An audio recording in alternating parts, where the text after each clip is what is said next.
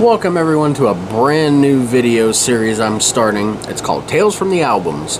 Obviously the name's a takeoff of my podcast, Tales from the 90s, where I talk about all things from the 90s.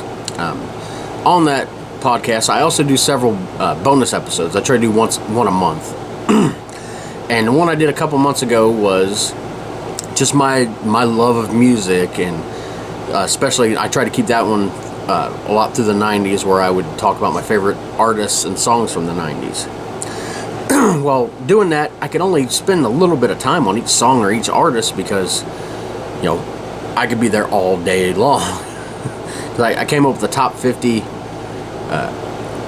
not top 50, but just 50 artists and 50 songs, I think it was.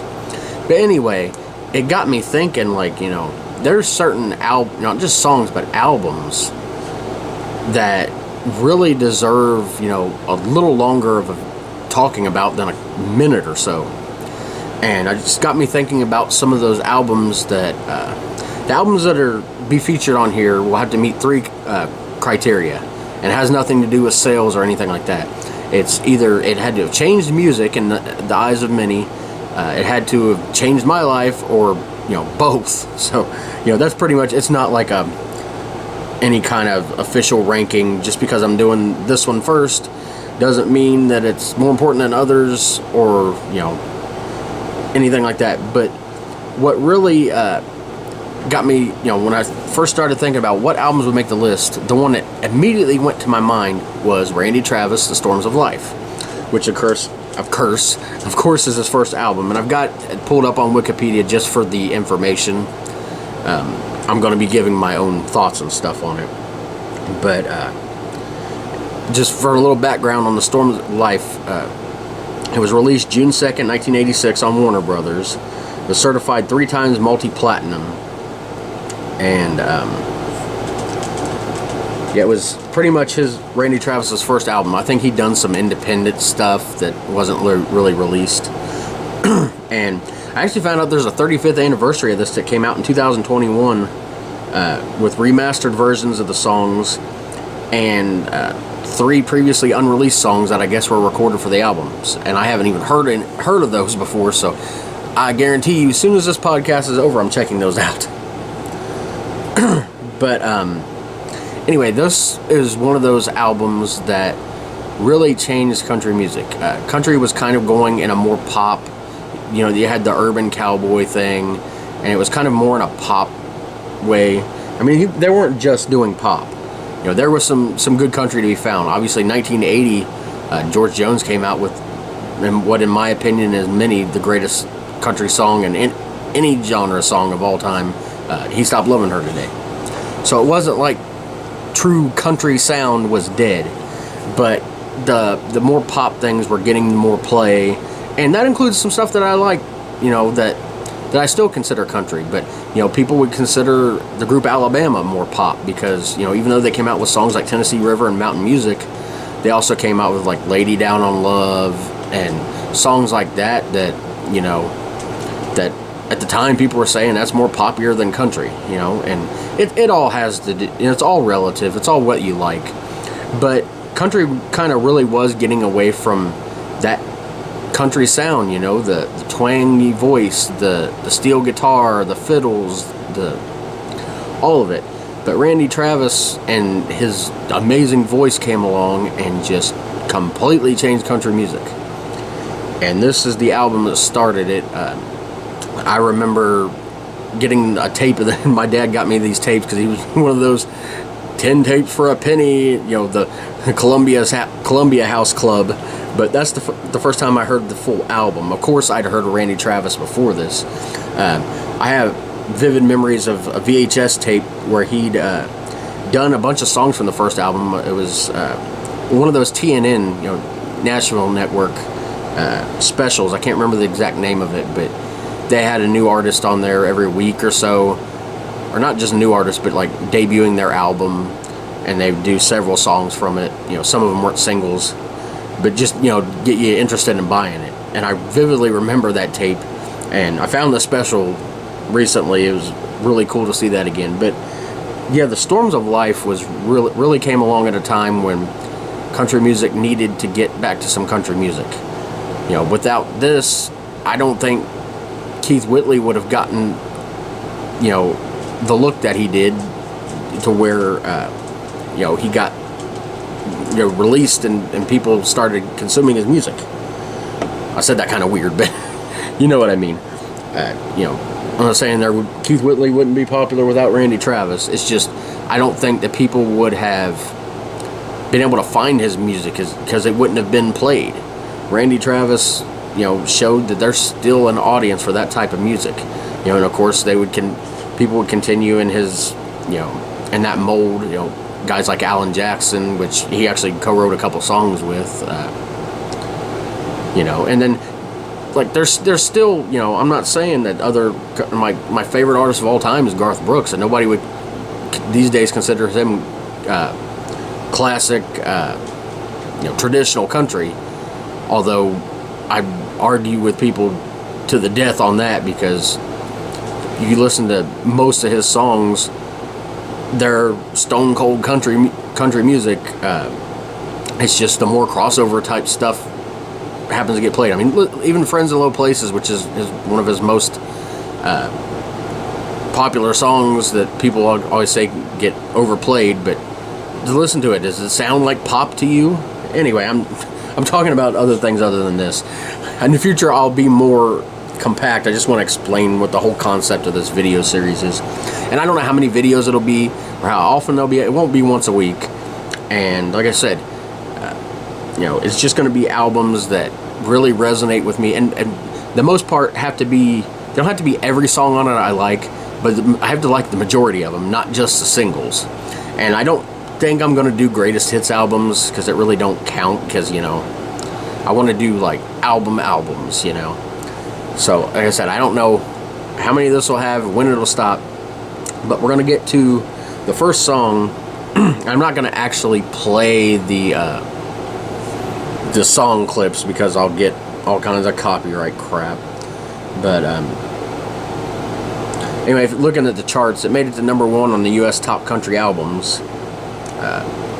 85 on the U.S. Billboard 200, which was pretty good for a traditional country album in freaking 1986 to make Billboard charts at all, even in the top 100. And it made like I said, the U.S. Top Country Billboard charts. Let's see. Actually, looking at the year-end charts, it went to number 19 the year it came out, like at the end of the year Billboard charts. But in 1987, it was the number 1 album of the whole year. And it was still charting after that. 88, it was 11. 89, it was 26. 1990, it was 47. And it had been out for 4 years, and Randy had come out with 2 or 3 albums since. That's how big this was.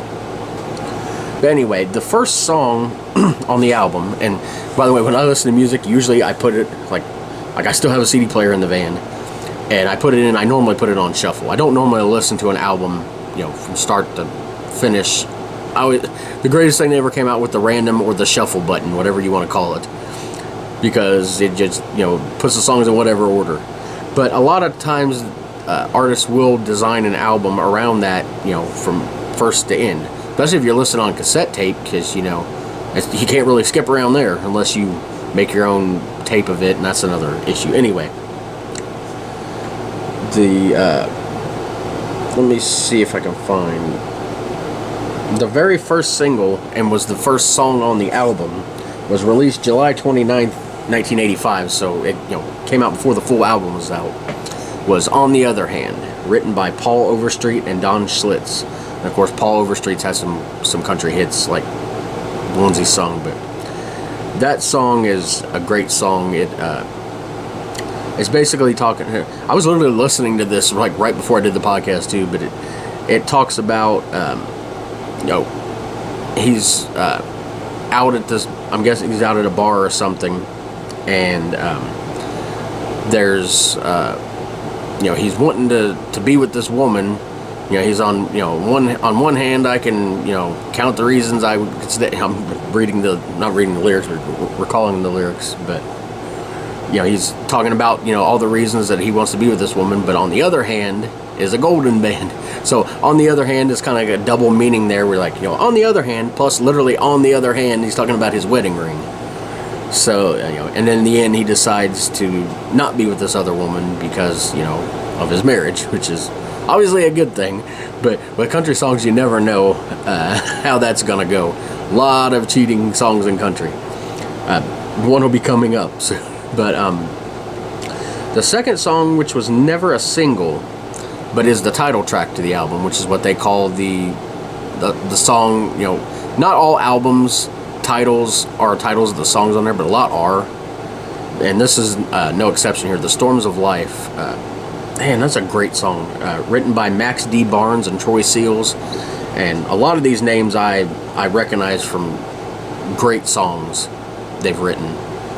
Can't think of any off the top of my head because I'm not, I would consider myself a country music historian, but as far as like with the writers and coming up, he wrote this and this and this, I'm not as well versed in that.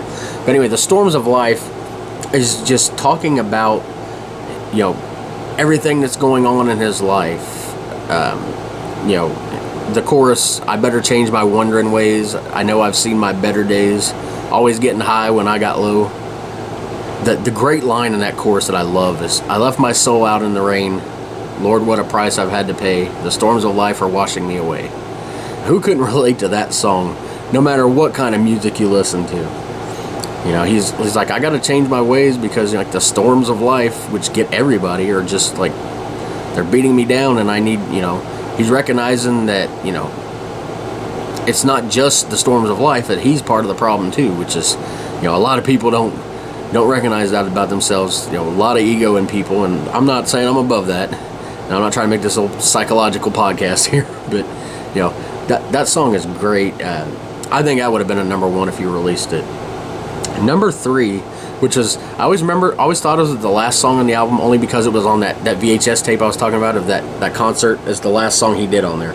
It's called My Heart Cracked, But It Did Not Break. Kind of an up-tempo about, my heart didn't break, it just cracked a little bit, kind of like a tongue-in-cheek type thing. Shattered dreams lie everywhere, broken promises are all we share. I've took all I can take, my heart cracked, but it did not break. It's always weird reading song lyrics, I'm remembering them, I'm not like reading, but I'm saying them instead of singing. It's always weird doing that, but it's kind of like one of those tongue-in-cheek songs, like,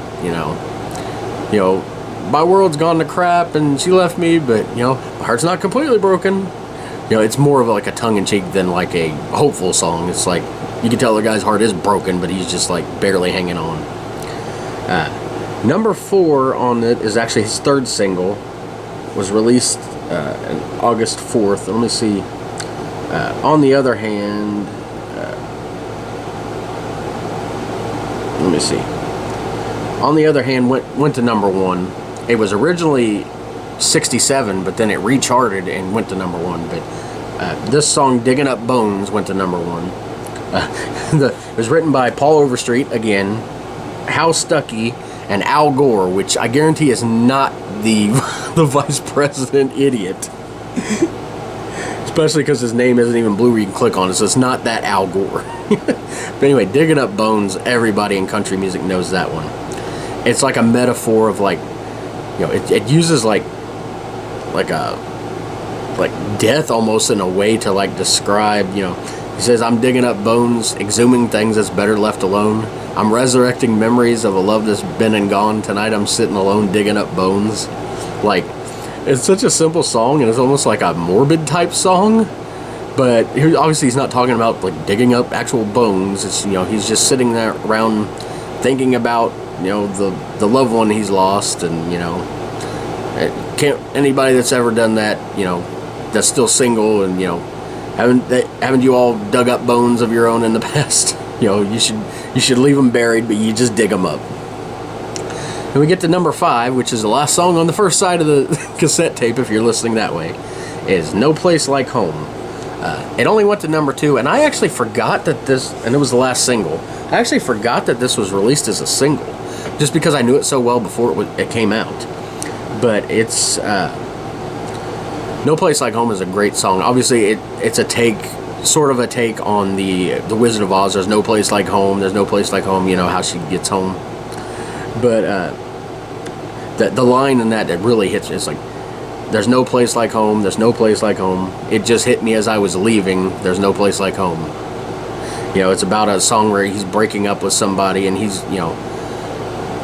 leaving, but he's like, baby, say that I can stay for just a day or two.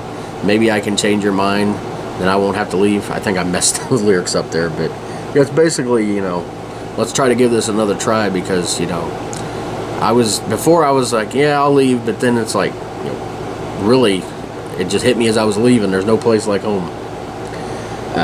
The sixth song on there, I almost said coming in at number 6, like as a countdown. The sixth song on the album was actually the second single, is 1982. This was written by Buddy Blackman and Vipperman. By the way, No Place Like Home was written solely by Paul Overstreet. Shows what a good songwriter he is, and Randy Travis is definitely good using him on these. But 1982 is song that I sung, even though it starts off operator. I'm gonna sing now. Operator, please connect me with 1982. I need to make apologies for what I didn't do. Anyway, that's me singing. If you don't want to hear that, you're probably on the wrong tail. But yeah, he wants to go back to that time period to, some things that he didn't say he wants to say. Obviously another song of trying to get the girl back, which is a big theme in country music, but I mean, it works. Think of the thousands and thousands of songs that have been big hits with that theme. But, obviously I can't relate to the year, because that was a year before I was born. But I sung at the top of my lungs like, yeah, I want to go back to 1982, even though 1982 I wasn't even thought of. But anyway, number 7 was actually written by Randy himself. It's called Send My Body. And it's kind of another morbid type song, but in this way it really does have to do with death. A judge found him guilty of something and said it doesn't matter whether I did it or not, so he almost leaves it up to you to decide whether whatever crime it was, whether he did it, but it almost sounds like he didn't do it. But anyway, I'm guessing by Send My Body, he killed somebody or something, but he's just saying send his body home on a train to, have his mom bury him beneath the tree. It's kind of a morbid song, but it's a fast moving song. It's a really good one.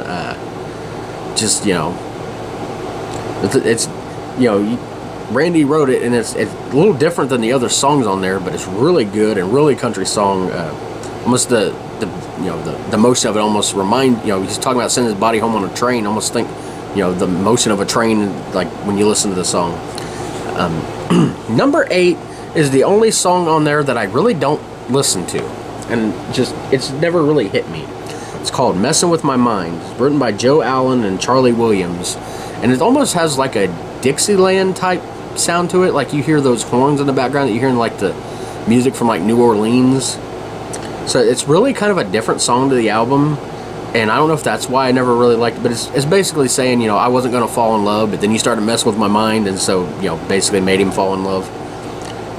Like I said, it's the only song I really don't listen to. I don't even have it on my computer, and if it comes on the tape, I'm not going to try to fast forward, or CD, I might listen to it.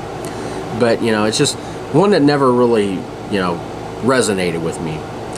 But the other ones resonated with me so much that it's like I even forget that that's a song on there. Like it's not, some albums have, these songs and this songs, and, that's not that good of an album because it has a bunch of these songs I don't like. On this one, like I said, I don't even remember there being a song on it I didn't like. That's why I seen that, I was like, that song? Oh yeah, I forgot. Anyway, not saying it's a bad song, and there's probably people that like it, but it really did show a different versatility to Randy Travis. Besides that a song or an album that is so known for being traditional country has a song that didn't sound anything like country, but it doesn't like bog the album down. Then we get to number 9, written by Randy himself. It's called Reasons I Cheat, and this is a kind of like not a controversial song, but a song where he just basically lists the reasons why he cheats on his woman.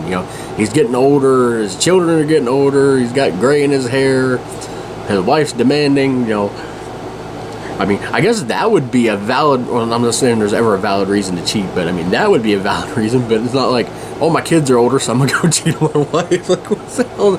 My job's demanding I'm going to cheat on my wife. Now, he just wants to cheat on his wife. He's just trying to reason it. Like I said, it's a good song. It's one of those songs, like, if you're listening to it with your spouse, don't sing that one too loudly or they're going to start thinking. But number 10 ends on like a high note. It's a high-pitched song. Yeah, he's singing in a high-pitched voice. He's the chipmunk Randy Travis. No, it's kind of like a faster song. There'll always be a honky tonk somewhere. Written by Steve Clark and Johnny McRae.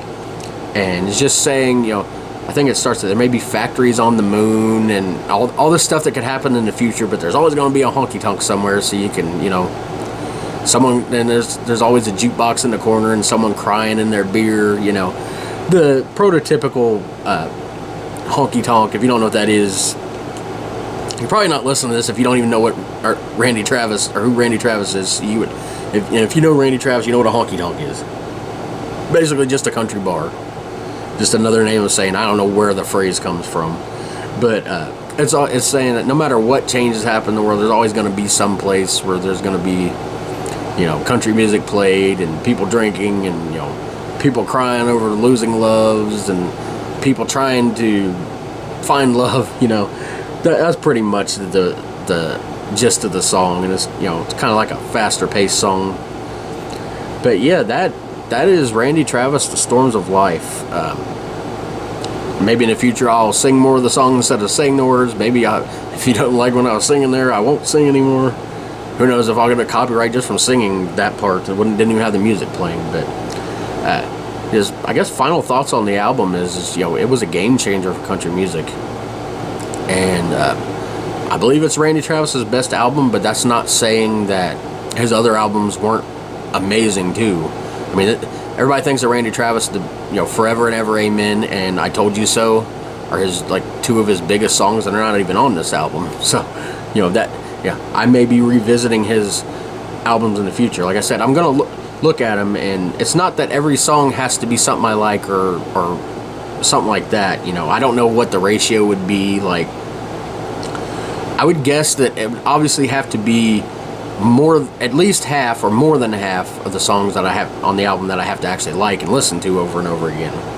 Anything less than that, I don't think would make it a good album per se. It would just have some good songs on it.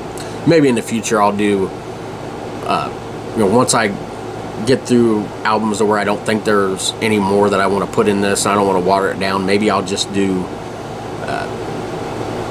songs of artists. That might be a longer video though. But anyway, if you like this type of video, let me know. It's a little different for me. Usually I'm doing talking about the 90s or music videos or acting like an idiot on here. But if there's an album that you want me to add on here, and like I said, it's got to meet my criteria. If it doesn't, maybe you can make a video about it. I'm gonna say it's primarily going to be country, probably. I'll look into other artists, and there may be albums that I have a bunch of songs from that I don't realize. So I'm not just saying it's going to be exclusively country, but it probably is, unless I find like an album that changed my mind. But this album right here, I wanted to start with because to me it's a quintessential country album. It's damn near perfect. Like I said, there's that one song that I don't really care for, but it also doesn't make it to where it's like, oh, this song. It's just like, oh, I forgot about this song, And it's not even bad to listen to, It's kind of pleasant, but it's like, it's never resonated with me. But anyway, that's messing with my mind, and it was messing with my mind. But if I had to pick my favorite song on the album, which is hard to do, I'm kind of partial to Digging Up Bones because there's videos of me singing that song when I'm little. But I don't know. I don't think that's my favorite. That is hard to do. It's a close call between a lot of them, but I'm kind of narrowing it down to No Place Like Home in 1982. I'm going to go with No Place Like Home as probably my favorite song. Obviously, my least favorite song on the album. But like I said, four singles released from that. 3 went to number 1. No Place Like Home just missed it. Or we would have had a 4 number 1 single album. But pretty impressive. Minute album by a newcomer, and he just completely changes the trajectory of country music. And sad that it's gotten away from that again, but who knows, it may come back. Everybody knows what happened to Randy Travis. He had that horrible stroke, and now doesn't hardly speak at all, other than a word here or there. It's completely like, and he still had a good voice too. He could have had more music, even if it wasn't played by radio. For the people that love his music, we could have heard it. He did come out with a couple AI songs recently, and I know that's controversial. But in this case, where he literally can't sing anymore, isn't like, he's being lazy or going with a new trend. He literally cannot sing anymore. They took his voice and had somebody else like sing the song, so they got the inflection there, but they got they used his voice on it, so it's completely his voice from older songs. Now, I know that's controversial, but I love that. He just came out with the second one not too long ago, so I'm not real familiar with it. The first one is, man, I love that song. I wouldn't mind hearing more of that. And like I said, I hate when music uses fake instruments, beats instead of drums, or auto-tune and all that. But and I don't think anybody should be an AI artist where they just write songs and have computers sing it for them. But if ever AI was used perfectly for a good reason, it would be to continue Randy Travis's music. But anyway, I'll leave you with that. The Storms of Life, game-changing, life-changing,